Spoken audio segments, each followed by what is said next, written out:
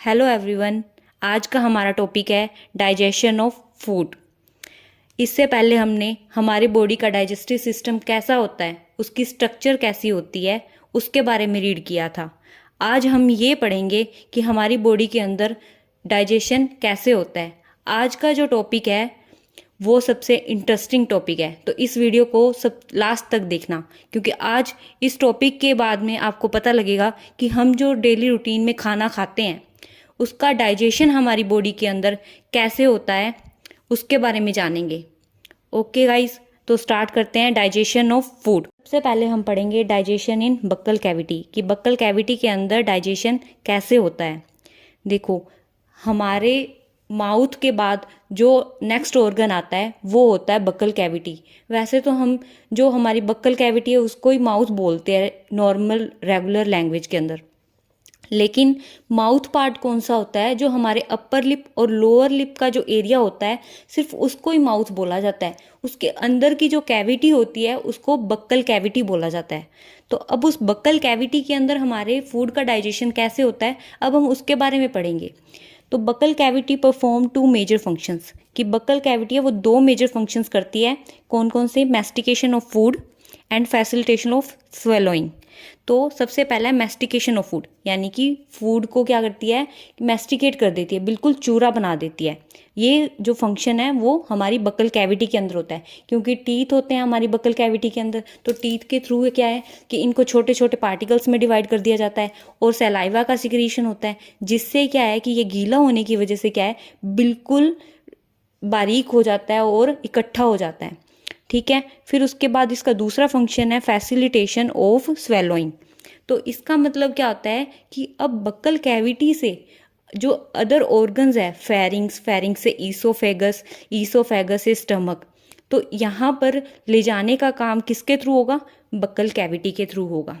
Okay, saliva is secreted into the buccal cavity.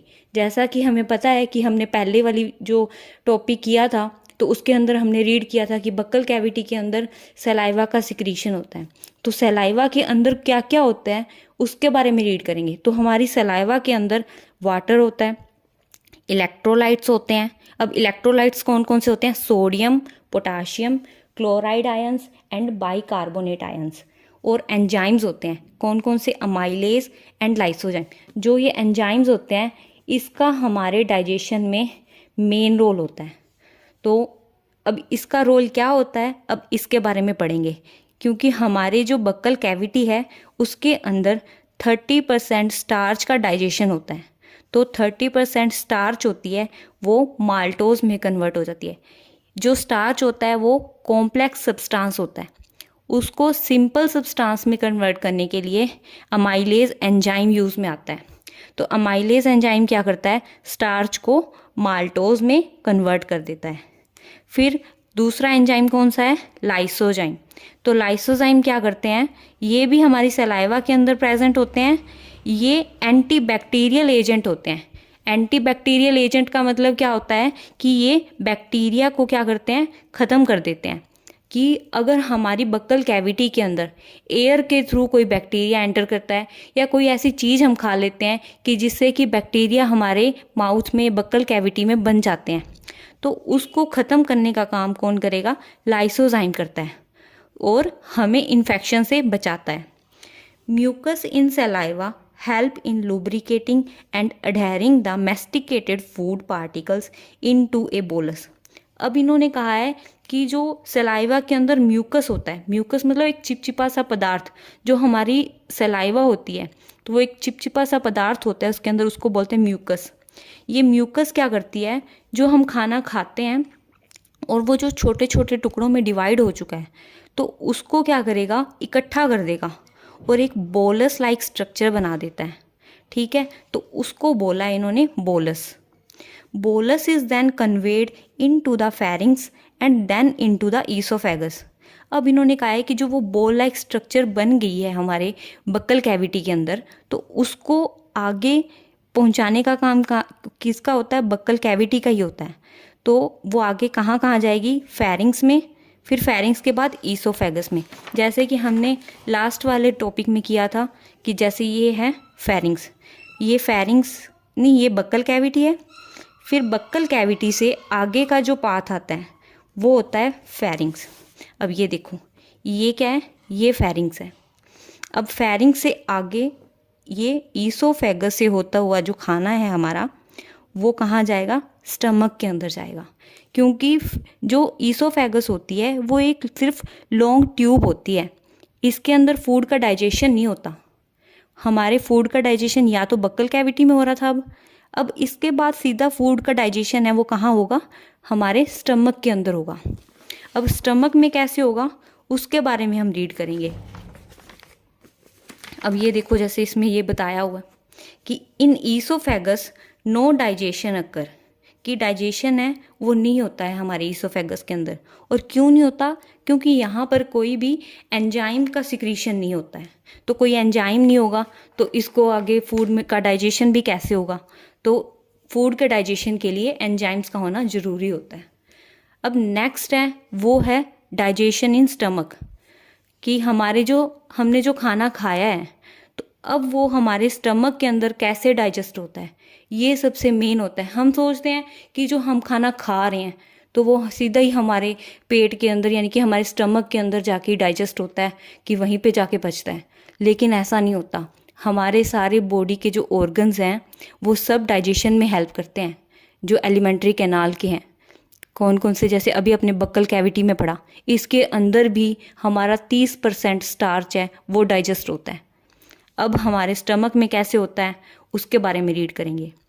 तो सबसे पहले है कि gastric glands are present in stomach.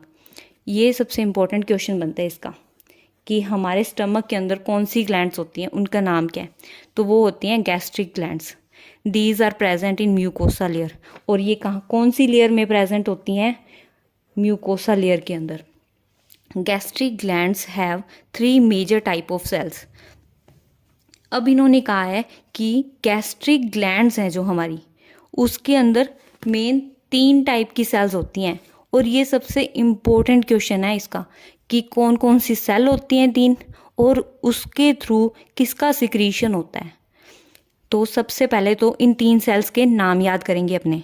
तो सबसे पहली सेल है म्यूकस नेक सेल्स। म्यूकस नेक सेल्स है वो किसका सिक्रीशन करेगी, म्यूकस का। अब इसके नाम से ही हमें पता लग रहा है कि म्यूकस नेक सेल, तो इससे किसका सिक्रीशन होगा, म्यूकस का। फिर दूसरी सेल है वो है पेप्टिक और चीफ सेल्स। अब पेप्टिक चीफ सेल्स है, पेप्टिक सेल या फिर चीफ सेल, इनको अलग अलग नाम है, ये एक ही नाम नहीं है। या तो इनको पेप्टिक सेल्स बोल देंगे या फिर चीफ सेल्स बोलेंगे। अब ये कौन से एंजाइम का सिक्रीशन करती हैं, ये 2 एंजाइम का सिक्रीशन करती हैं। कौन कौन से हैं, पेप्सिनोजन और prorenin.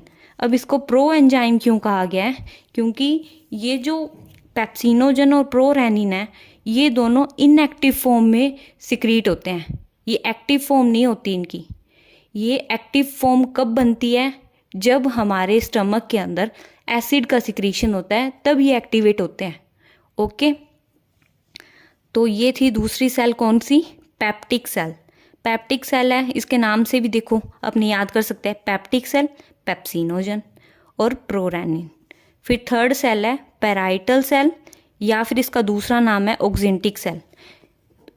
It is also important, parietal cell या फिर ऑक्जेंटिक सेल। तो ये किसका सिक्रीशन करेगी, ये HCl का सिक्रीशन करती है। मोस्ट इम्पोर्टेंट, ये कई बार एग्जाम में आया हुआ भी है कि HCl का सिक्रीशन है वो कौन सी सेल से होता है। तो HCl का सिक्रीशन है वो पैराइटल सेल से या फिर ऑक्जेंटिक सेल बोलते हैं इन्हें।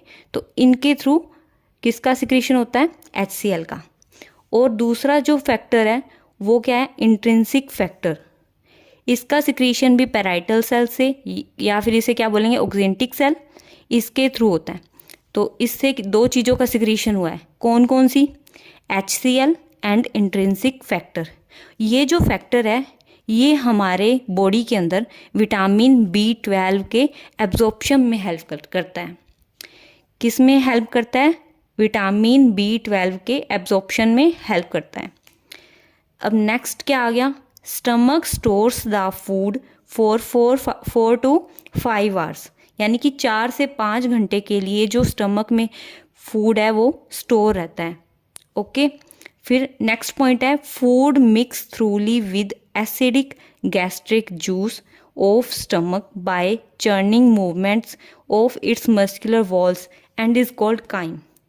अब देखो, हमारी जो बक्कल कैविटी में बना था, जो फूड मिक्स हो गया था, सारा इकट्ठा हो गया था, एक बॉल लाइक स्ट्रक्चर बनी थी, उसको बोलस कहा था ना। उसी प्रकार से हमारे स्टमक के अंदर जब फूड कंप्लीटली मिक्स हो जाता है, इकट्ठा हो जाता है, जब उसके ऊपर गैस्ट्रिक जूस एक्ट करता है, तो उसे क्या कहेंगे? काइम कहते हैं। जो फूड हमारे स्टमक में बनता है ना, इकट्ठा होता है और डाइजेशन स्टार्ट होता है, तो वो भी एक क्या कहलाएगा? वो काइम कहलाएगा। Now we will read about the functions of HCl कि HCl के फंक्शंस क्या होते हैं। सबसे पहले तो हम ये देखेंगे कि HCl की pH कितनी होती है। HCl की pH है वो 1.8 होती है, यानी कि ये सबसे एसिडिक होता है, हाईली एसिडिक होता है। अब अपने HCl के फंक्शंस पढ़ते हैं कि ये क्या क्या करता है। तो सबसे पहले पेप्सिनोजन को पेप्सिन में कन्वर्ट करता है और प्रोरैनिन को रैनिन में कन्वर्ट करता है। अब हम ये भी देख सकते हैं कि पेप्सिन का क्या काम होता है। तो पेप्सिन का काम होता है ये प्रोटीन को डाइजेस्ट करता है, और जो रैनिन होता है वो फैट को कन्वर्ट करता है। ओके, फैट को, यानी कि रैनिन क्या करता है? फैट को स्मॉल पार्टिकल्स में, आगे मिशेल्स में कन्वर्ट करता है।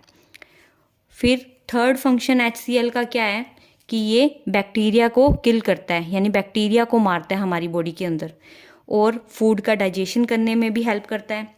और ये क्या करता है? फेरिक आयन को फेरस आयन में कन्वर्ट करता है, क्योंकि जो फेरिक आयन होते हैं वो एब्जॉर्ब नहीं हो पाते हैं हमारी बॉडी के अंदर, तो इसको सिंपल फॉर्म में कन्वर्ट करता है ताकि कि ये हमारी बॉडी के अंदर एब्जॉर्ब हो सके।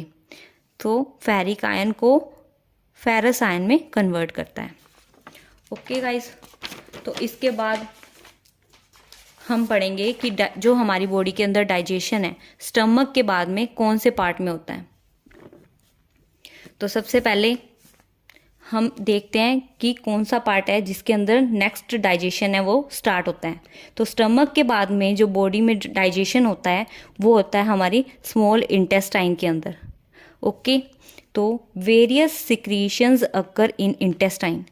अब जैसे हमारे स्टमक के अंदर एंजाइम्स का सिक्रीशन हो रहा था ना, वैसे ही इंटेस्टाइन के अंदर भी कई एंजाइम्स का सिक्रीशन होता है, और इन एंजाइम्स के सिक्रीशन के लिए भी अलग अलग जूस होते हैं इसके अंदर। तो कौन कौन से होते हैं? देखिए, एक तो होता है बाइल, दूसरा होता है पैनक्रियाटिक जूस, तीसरा होता है इंटेस्टाइनल जूस। हमने जैसे पहले वाले वीडियोस लेक्चर्स में किया है कि बाइल का सिक्रीशन किसके थ्रू होता है? गॉल ब्लैडर के थ्रू होता है, क्योंकि ये गॉल ब्लैडर में स्टोर होता है, तो गॉल ब्लैडर से ही हमारे किस में आता है? स्मॉल इंटेस्टाइन के अंदर आता है। और पैनक्रियाटिक जूस है, इसका सिक्रीशन कहाँ से होगा? पैनक्रियास से होगा। और इंटेस्टाइनल जूस है, ये इंटेस्टाइन की वॉल्स के थ्रू ही सिक्रीट होती हैं।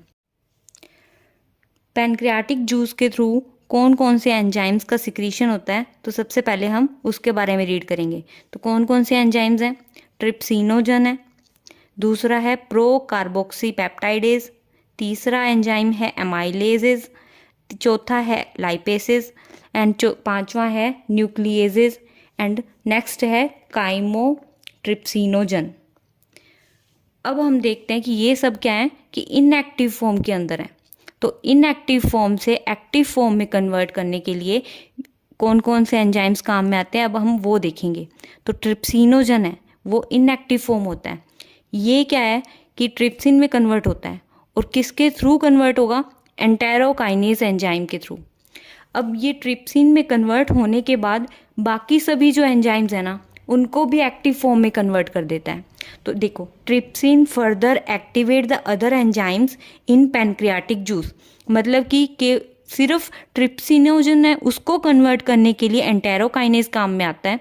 और ये इंपॉर्टेंट क्वेश्चन है, कॉम्पिटिटिव एग्जाम में मोस्ट ऑफ द टाइम पूछा जाता है कि एंटेरोकाइनेज एंजाइम है जो, वो किसको किस में कन्वर्ट करता है? तो वो ट्रिप्सिनोजन को ट्रिप्सिन में कन्वर्ट करता है।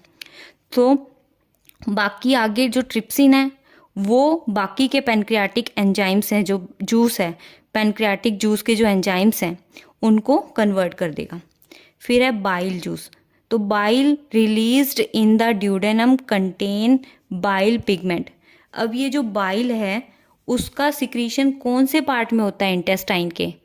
इसका सिक्रीशन है वो इंटेस्टाइन के ड्यूडेनम पार्ट में होता है। हमने रीड किया था कि स्मॉल इंटेस्टाइन के हैं वो 3 पार्ट होते हैं, तो 3 पार्ट में कौन कौन से होते हैं, मैंने इसकी शॉर्ट ट्रिक भी बताई थी याद करने के लिए कि DJI। तो कौन कौन से हैं, ड्यूडेनम, J से जेजुनम, I से इलियम। तो जो ड्यूडेनम पार्ट होता है इसका, उसके अंदर बाइल का सिक्रीशन होता है, और ये जो बाइल होता है इसके अंदर पिगमेंट्स प्रेजेंट होते हैं, इसके अंदर एंजाइम्स नहीं होते। तो कौन कौन से पिगमेंट्स होते हैं इसके अंदर, बिलीरुबिन एंड बिलीवर्डिन। ये 2 पिगमेंट्स के नाम हैं जो बाइल के थ्रू सिक्रीट होते हैं। एंड बाइल ऑल्सो कंटेन, यानी कि बाइल पिगमेंट के साथ साथ में इसके अंदर और क्या क्या होता है, बाइल सॉल्ट्स, कोलेस्ट्रॉल, पर इसके अंदर एंजाइम्स नहीं होते, but no enzymes are present. फिर bile help in emulsification of fats, यानी बाइल है वो किस में हेल्प करता है, वो फैट का इमल्सिफिकेशन, यानी कि फैट, कोई मान लो कि ये एक फैट का मॉलिक्यूल ले लिया अपनों ने, ठीक है, ये है वो मीसेल में कन्वर्ट होएगा, मतलब कि स्मॉल पार्टिकल्स, फैट को छोटे छोटे पार्टिकल्स में कन्वर्ट कर देगा, यानी कि इसको सिंपल फॉर्म में कन्वर्ट करने की कोशिश करता है, जिससे कि खाना है वो हमारी बॉडी के अंदर डाइजेस्ट हो सके। ये तो था बाइल। फिर थर्ड पॉइंट है इंटेस्टाइनल जूस। हमने पढ़ा था कौन कौन से थे, डाइजेशन किसके थ्रू हो रहा है, वो हमने रीड किया था ना कि bile, pancreatic juice and intestinal juice. तो अब लास्ट जो रह गया इसके अंदर वो है intestinal juice. Intestinal juice goblet cells constitute it, यानी कि इंटेस्टाइनल जूस का सिक्रीशन कहाँ से होता है, ये स्मॉल इंटेस्टाइन के अंदर होता है। स्मॉल इंटेस्टाइन के अंदर सेल्स होती हैं, कौन सी, गॉबलेट सेल्स होती हैं। ये गॉबलेट सेल्स ही होती हैं जो इंटेस्टाइनल जूस का सिक्रीशन करती हैं। ओके, और ये इन्होंने बताया कि गॉबलेट सेल्स है वो कहाँ होते हैं, intestinal mucosal epithelium has these cells. ये इसकी जो वॉल होती है उसकी एक लेयर है, इंटेस्टाइन की वॉल्स की लेयर्स होती है अलग अलग, उसकी जो एक लेयर कौन सी है, इंटेस्टाइनल म्यूकोसल एपिथेलियम, जिसके थ्रू गॉबलेट सेल्स का क्या है, इंटेस्टाइनल जूस का सिक्रीशन करती है। अब इन्होंने बताया कि intestinal juice contain variety of enzymes, कि इंटेस्टाइनल जूस का के अंदर कौन कौन से एंजाइम्स होते हैं। एक तो होता है माल्टेज, डाइपेप्टाइडेजेस, लाइपेजेस एंड न्यूक्लियोसाइडेसेस। ओके, तो ये एंजाइम्स इसके अंदर प्रेजेंट होते हैं। अब हम पढ़ेंगे कि इंटेस्टाइन के अंदर जो डाइजेशन है वो कैसे होता है। तो सबसे पहले हमने जैसे रीड किया था कि इसके अंदर ट्रिप्सिन एंजाइम है वो प्रेजेंट होता है। तो वो ट्रिप्सिन एंजाइम का काम क्या होता है कि वो प्रोटीन को, पेप्टोन को और प्रोटीएजेस, ठीक है, इनको क्या करेगा, डाईपेप्टाइड में कन्वर्ट कर देगा। क्योंकि हमें पता है कि हम जो खाना खाते हैं उसके अंदर डिफरेंट टाइप के न्यूट्रिशंस होते हैं, तो उनका डाइजेशन कैसे होता है, अब हम उसके अंदर कौन से एंजाइम्स काम में आते हैं तो उसके बारे में रीड करेंगे। तो सबसे पहले प्रोटीन के डाइजेशन में कौन सा एंजाइम काम में आ रहा है उसके बारे में हम रीड कर रहे हैं। तो प्रोटीन का डाइजेशन है वो ट्रिप्सिन के थ्रू होता है, ट्रिप्सिन एंजाइम के थ्रू होता है। इसको या फिर हम क्या कह सकते हैं, काइमोट्रिप्सिन भी कह सकते हैं, या फिर कार्बोक्सी पेप्टाइडेज। ये क्या करता है, प्रोटीन के अंदर पेप्टाइड बॉन्ड्स होते हैं उनको तोड़ने में हेल्प करता है, और इसको क्या करता है, स्मॉल फॉर्म यानी कि बड़े पार्टिकल्स को छोटे छोटे पार्टिकल्स के अंदर कन्वर्ट कर देगा, और वो जो सिंपल फॉर्म है प्रोटीन की वो क्या होएगी, डाई पेप्टाइड बॉन्ड, यानी कि डाई पेप्टाइड बॉन्ड बना देगा। और जो हमारे देखो हमने क्या किया, रीड किया था कि जो बक्कल कैविटी है उसके अंदर 30% स्टार्च का क्या है, डाइजेशन होता है, लेकिन बाकी का 70% स्टार्च का डाइजेशन कैसे होगा। तो बाकी का जो डाइजेशन है वो इंटेस्टाइन के अंदर होता है।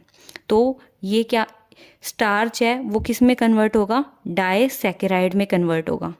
और इसको कन्वर्ट करने का काम कौन करता है, कौन सा एंजाइम इसमें हेल्पफुल होता है, वो होता है अमाइलेज।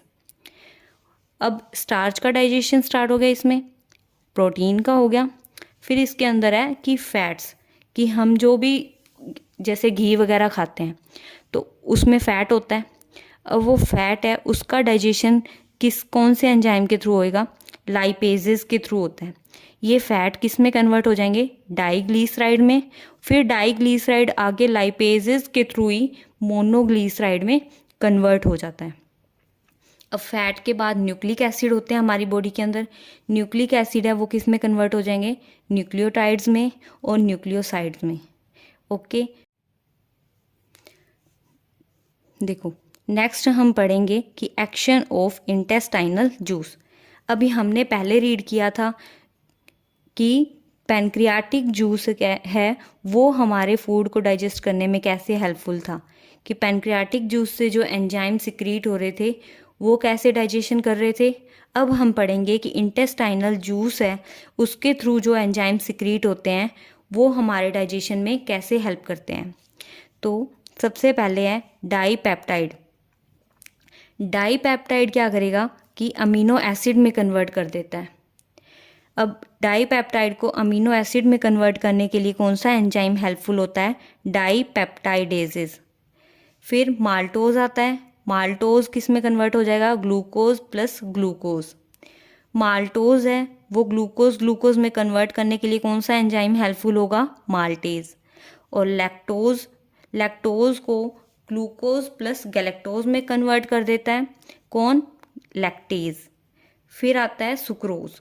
सुक्रोज है वो आगे किस में कन्वर्ट होता है, ग्लूकोज प्लस फ्रक्टोज। इसके लिए जो एंजाइम हेल्पफुल होता है वो होता है सुक्रेज।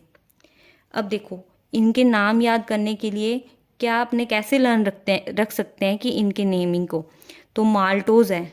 अब माल्टोज के लिए इसका कौन सा एंजाइम यूज़ होता है, इसके नेम से ही हमें पता लग रहा है कि माल्टोज माल्टेज एंजाइम। तो माल्टोज को ग्लूकोज प्लस ग्लूकोज में कन्वर्ट करना है तो माल्टेज एंजाइम हेल्पफुल होगा। फिर लैक्टोज है। अब लैक्टोज इसके भी नेम से पता लग रहा है इसके एंजाइम का, लैक्टोज लैक्टेज, लैक्टोज से लैक्टेज एंजाइम। अब देखें कि ग्लूकोज तो इनमें बन ही रहा है तीनों में, कि ग्लूकोज ग्लूकोज ग्लूकोज। अब इसके साथ वाला याद करना है कि साथ वाला कैसे याद होगा। अब तो साथ वाला देखो लैक्टोज है तो लैक्टोज में एक दूसरा वाला जो है वो क्या बन रहा है, गैलेक्टोज। तो इसके नाम में ही लैक्टोज आ रहा है ना, तो इसके थ्रू हम याद रख सकते हैं कि लैक्टोज से ग्लूकोज प्लस गैलेक्टोज। फिर सुक्रोज देखो, तो सुक्रोज में एक तो ग्लूकोज बनेगा ही बनेगा, तो दूसरा क्या बन रहा है, फ्रक्टोज। तो फ्रक्टोज तो फ्रक्टोज सुक्रोज। तो इसमें भी र की प्रोनाउंसिएशन आ रही है, इसमें भी आर की प्रोनाउंसिएशन आ रही है, तो इससे याद रह जाएगा सुक्रोज फ्रक्टोज। माल्टोज है वो तो सेम ही पार्टिकल्स में एंजाइम्स में डिवाइड होता है, क्या करता है, सेम ही डिवाइड हो रहा है सब्सटेंस में। कौन कौन से है, ग्लूकोज प्लस ग्लूकोज। लैक्टोज है तो लैक्टोज से ग्लूकोज प्लस गैलेक्टोज, सुक्रोज से ग्लूकोज प्लस फ्रक्टोज। फिर तीसरा ये हो गए 4। अब 5वां है न्यूक्लियोटाइड्स। न्यूक्लियोटाइड है वो कॉम्प्लेक्स फॉर्म होती है और इससे सिंपल फॉर्म होती है न्यूक्लियोसाइड्स। फिर न्यूक्लियोसाइड से भी सिंपल फॉर्म होती है, वो क्या होती है, शुगर प्लस बेस। तो इनको इनमें कन्वर्ट करने के लिए कौन कौन से एंजाइम हेल्पफुल हो रहे हैं, न्यूक्लियोटाइड को न्यूक्लियोसाइड में कन्वर्ट करना है तो न्यूक्लियोटाइडेजेस, यानी कि न्यूक्लियोटाइड को काट के ये न्यूक्लियोसाइड बना रहा है तो न्यूक्लियोटाइड से ही न्यूक्लियोटाइडेजेस बना है, और न्यूक्लियोसाइड से शुगर बन रही है तो न्यूक्लियोसाइडेजेस बन गया। ठीक है, तो इस तरीके से अपने इनके एंजाइम्स के नाम भी याद रख सकते हैं। ये था डाइजेशन इन स्मॉल इंटेस्टाइन। अब हम पढ़ेंगे डाइजेशन इन लार्ज इंटेस्टाइन। और लार्ज इंटेस्टाइन के अंदर पढ़ने से पहले हम इसके थोड़ा बहुत और जान लेते हैं, क्या कि डाई और मोनोग्लिसराइड्स हैं जैसे। अब डाई और मोनोग्लिसराइड्स क्या होते हैं, ये फैट की फॉर्म में होते हैं। फैट को मोनो और डाईग्लिसराइड में कन्वर्ट किया जाता है। किसके थ्रू? लाइपेज के थ्रू ही। और लाइपेज ही क्या करता है आगे? फैटी एसिड और ग्लीसरोल के अंदर कन्वर्ट होता है। ये फैट की सबसे सिंपल फॉर्म होती है। कौन सी? फैटी एसिड और ग्लीसरोल्स। ये जो पूरा प्रोसेस है, this whole process breakdown of biomacromolecule occur in the duodenum region of small intestine। यानी कि ये जो ब्रेकडाउन हुआ है, ये जो अपनों ने अभी पहले रीड किया है, ये सारा कुछ कि प्रोटीन का जो ब्रेकडाउन होता है, स्टार्च का, फैट का, न्यूक्लिक एसिड्स का, फिर आगे ये जो डाईपेप्टाइड्स बने हैं, डाईसैकेराइड बने हैं, इनका भी आगे जो ब्रेकडाउन हो रहा है, तो ये सिंपल फॉर्म में हो गया। ये सारा ब्रेकडाउन का प्रोसेस है वो कहाँ पर होता है? ये ड्यूडेनम पार्ट में होता है। ये स्मॉल इंटेस्टाइन का जो पहला पार्ट था ड्यूडेनम, उसके अंदर इसका ब्रेकडाउन होता है। फिर है सिंपल सब्सटेंसेस जो बनते हैं। ये जो सिंपल सब्सटेंस बने हैं अब ये फर्दर एब्जॉर्ब कौन से पार्ट में होते हैं? ये जेजुनम पार्ट और इलियम पार्ट के अंदर एब्जॉर्ब होते हैं। ओके, फिर जो अब ये ऐसा नहीं है कि पूरा का पूरा खाना है वो डाइजेस्ट हो गया अब हमारी स्मॉल इंटेस्टाइन के अंदर, लेकिन अभी भी कुछ ऐसा पार्ट होता है जो डाइजेस्ट नहीं होता। तो बाकी का जो अनडाइजेस्टेड पार्ट होता है ना हमारे खाने का, जो हमारी बॉडी के अंदर होता है, वो फिर फर्दर नेक्स्ट पार्ट में चला जाता है। वो नेक्स्ट पार्ट कौन सा है? Large intestine. ठीक है, अब हम रीड करेंगे डाइजेशन इन लार्ज इंटेस्टाइन। अब हम ये देखते हैं कि सबसे मेन बात यह है कि लार्ज इंटेस्टाइन के अंदर डाइजेशन एक्टिविटी नहीं होती है। There is no digestion activity occur in the large intestine. So the function of large intestine are या फिर is जो large intestine के जो functions हैं वो क्या क्या हैं? Absorption of some water, minerals and certain drugs। यानी कि ये क्या करता है कि सबसे पहले मेन जो इसका फंक्शन है वो क्या है? वाटर का एब्जॉर्प्शन करना। तो वाटर का एब्जॉर्प्शन है वो लार्ज इंटेस्टाइन के अंदर ही होता है हमारी। और कुछ जो मिनरल्स हैं उनका डाइजेशन भी लार्ज इंटेस्टाइन के अंदर होता है। अब जो मेडिसिन्स लेते हैं हम, उनका डाइजेशन भी लार्ज इंटेस्टाइन के अंदर होता है। और सेकंड फंक्शन लार्ज इंटेस्टाइन का क्या होता है? It will secrete mucus which help in adhering the waste particles together. अभी हमने जैसे रीड किया था कि जो अनडाइजेस्टेड और अनएब्जॉर्ब्ड सब्सटेंसेस होते हैं वो आगे लार्ज इंटेस्टाइन के अंदर चले जाते हैं।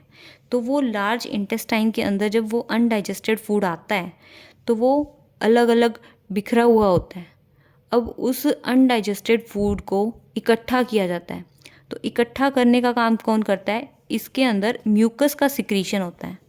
ये म्यूकस क्या होता है? एक चिपचिपा सा पदार्थ होता है जो क्या करेगा? वेस्ट पार्टिकल्स को अडहेर कर देगा, मतलब इकट्ठा कर देगा। फिर undigested unabsorbed substances called faeces. अब ये जो अनडाइजेस्टेड सब्सटेंस है लार्ज इंटेस्टाइन के अंदर उसको बोलते हैं फीकस। फीकस मतलब क्या है? कि वेस्ट सब्सटेंस। अब ये फीकस होता है वो लार्ज इंटेस्टाइन के कौन से पार्ट में एंटर करता है? सीकम के अंदर एंटर करता है।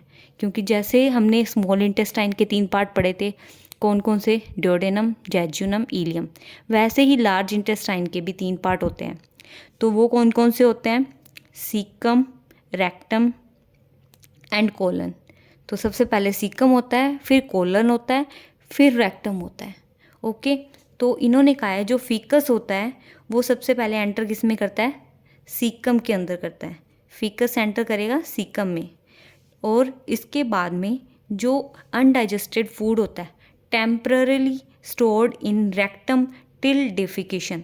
अब इसका मतलब है कि एक बार के लिए टेम्पररी फॉर्म में ये जो अनडाइजेस्टेड फूड है वो रेक्टम पार्ट के अंदर स्टोर हो जाता है। और उसके बाद में जब तक कि वो बाहर नहीं निकल जाता तब तक वो रेक्टम में ही स्टोर रहता है। और बाहर निकलने का जो काम है वो कौन से पार्ट से होता है? एनस के थ्रू होता है। क्योंकि हमने एलिमेंट्री कैनाल के ऑर्गन्स के बारे में पढ़ा था, उसमें हमने सबसे लास्ट जो ऑर्गन था वो कौन सा पढ़ा था? एनस। एनस के थ्रू ही क्या होता है? अनडाइजेस्टेड फूड है वो बाहर निकलता है। The activity of gastrointestinal tract are under the neural and hormonal control. अब इन्होंने कहा है कि जो ये सारा फूड डाइजेशन की एक्टिविटी है, इसको क्या कह सकते हैं हम, गैस्ट्रो इंटेस्टाइनल ट्रैक। गैस्ट्रो क्यों बोला है, क्योंकि स्टमक के अंदर होता है डाइजेशन और एक इंटेस्टाइन के अंदर होता है, तो गैस्ट्रो इंटेस्टाइनल ट्रैक।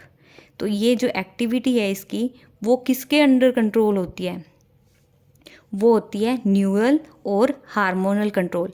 यानी ये जो एंजाइम्स का सिक्रीशन हो रहा है वो एक कंट्रोल में हो रहा है। किसके कंट्रोल में होता है, न्यूरल सिस्टम के अंदर। ठीक है, न्यूरल सिस्टम ही ये कंट्रोल करता है कि कौन से एंजाइम का सिक्रीशन कब होना है और कैसे होना है और कौन सी फॉर्म में होना है।